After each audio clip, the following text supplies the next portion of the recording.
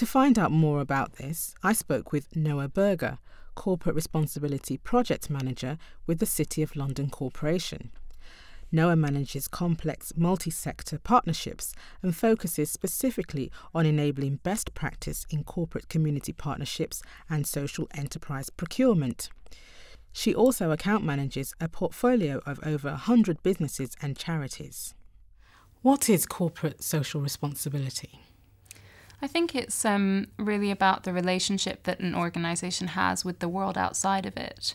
So it's really about how a business can be responsible and appreciate that commercial gains and societal gains are really interlinked. But I guess it's also used to refer to a particular function within a business. So that might be a department or a team, and very often it's actually just an individual or a voluntary committee who's responsible for influencing wider business decisions. Now, what are the key areas that come under the umbrella of corporate social responsibility? So there's traditionally thought to be 4 main pillars to CSR. That's marketplace, which is really looking at your supply chain and ensuring that you're mitigating risks in terms of what you're buying, who you're buying from, what kind of ethical products or not ethical products they might be using, how they're paying their laborers. There's then another area which is your workplace, which really refers to how you treat your staff. So things like employee well-being, mental health, learning and development opportunities. You've then got the environmental side, which is really looking at the impact that your business has on the environment. So things like energy use, business travel, consumption, those kinds of things. And then finally, you've got the community aspect, which is really about how your business engages with the community, local or more widespread than that. And that's often seen as things like employee volunteering programs, pro bono support, staff fundraising, that kind of thing. But I think increasingly people are seeing CSR as something that you can't just limit to 4 areas. And it's really about the way that you act and the way that you think as a business, how you make decisions from that kind of responsible business standpoint. So what are the drivers behind the growth in CSR in recent years? I think there's probably generally a larger discourse around sustainability, and that's in the press all the time, whether it's about climate change or how we ensure that our economic recovery is more sustainable and more fair. And I think that you have a few maybe forward-thinking business leaders who start to run with something, and then it starts to create some natural competition. So other businesses start thinking, okay, there's my main competitor, that's what they're doing, how can I differentiate my business? And then I think increasingly there's quite a bit of anecdotal evidence that graduates and more junior staff are really expecting their employers to have a CSR strategy in place. So what advantages would you say there are to signing up to CSR? So I think some of it is about competition and differentiation, and more and more as CSR gets pushed through the supply chain, by which I mean clients are asking, when you pitch for a piece of business, how can you demonstrate your values? And CSR is a really interesting way to do that. So it's being seen as a way to make the difference between winning a piece of business or not. I think there's a huge advantage as well from an employee engagement perspective. I think it's such a powerful thing to feel that you work for an employer who shares some of your values and that you feel really cares about your well-being and your development. And we know that a more motivated workforce is also a more productive one. So I think people are really beginning to see that, if they haven't already, that CSR isn't just that good, fluffy, philanthropic stuff. It also is very relevant to your bottom line. Now, are there any arguments against signing up to CSR? I think most of the resistance that you get is to do with resource, and that's particularly true for smaller businesses. It's not so much about having a budget, it's about having time, because what you're asking people to do is change the way that they do business, which is a cultural change, and that kind of change takes a long time. But what I recommend is that you start with a small initiative and start to really measure the difference that that makes for you as a business. And then you can really start to build a case for what the positive benefits are, not just for society, but also for you as a business and your bottom line. Lots of legislation recently has taken up some of the factors that generally come under the umbrella of CSR. Now, is adhering to those legislative obligations akin to having a CSR programme?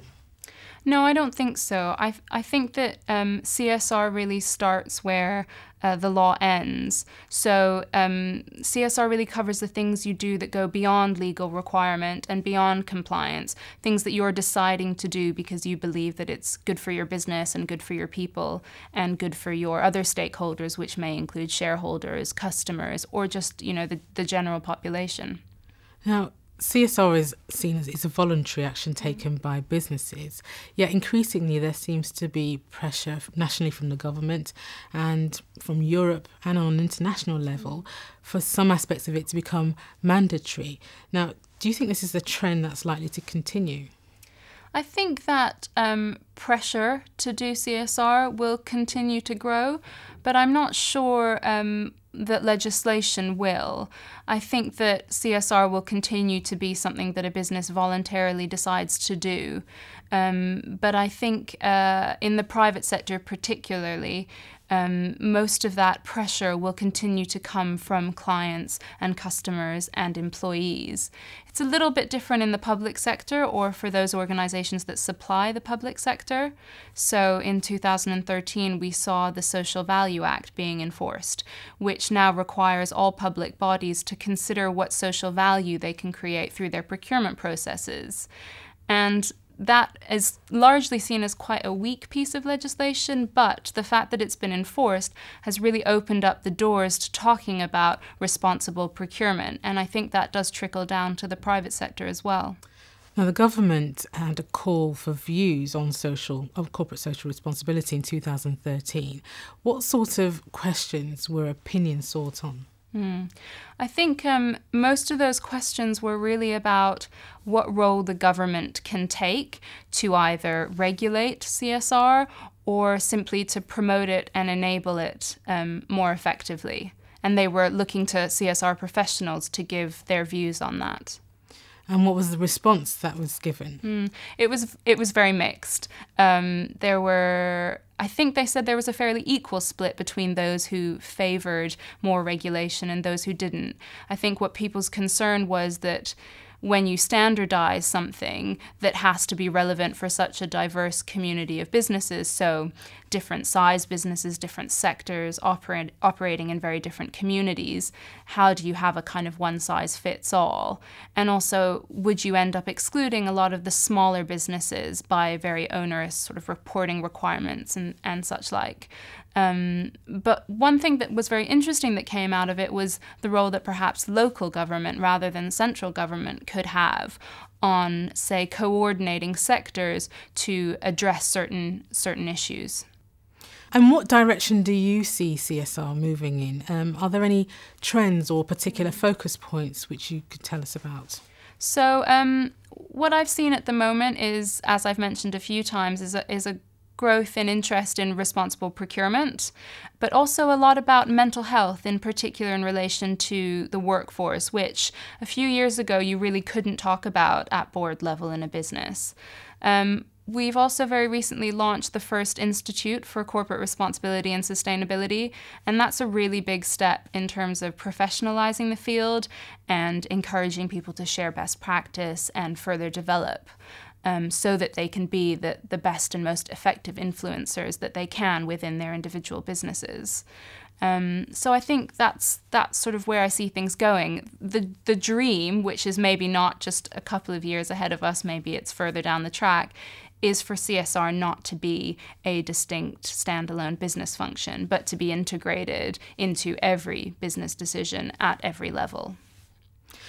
Why should law firms sign up for CSR? I mean, what's particular for them, and does it matter what size of firm we're talking about?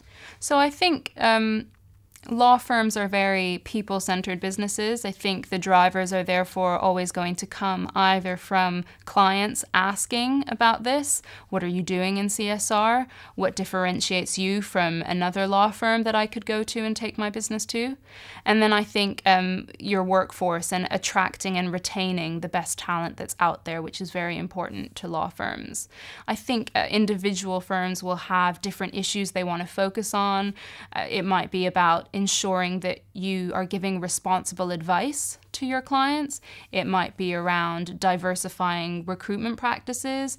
It may just be about not using so much paper, which we know law firms have a habit of doing. And in terms of your question about size, I think that where size is important is perhaps in the what you do and the how you do your CSR, but the why doesn't change. The reasons for having a commitment to CSR about being a responsible business doesn't matter what size your company is. And so someone arguing that they're perhaps a single partner firm or two partner firm and not having the resources to pursue CSR in the way you've described, how would you respond to that? Well, then I think it's about thinking less in terms of initiatives and thinking more in terms of a frame of mind. So no matter how small your business is, you're still making buying decisions every day. Where are you getting your stationery? Who supplies your outsourced accountancy? And think about all those little decisions you make day to day and how you could make them in a way that both reduces any negative impact but also creates positive impact.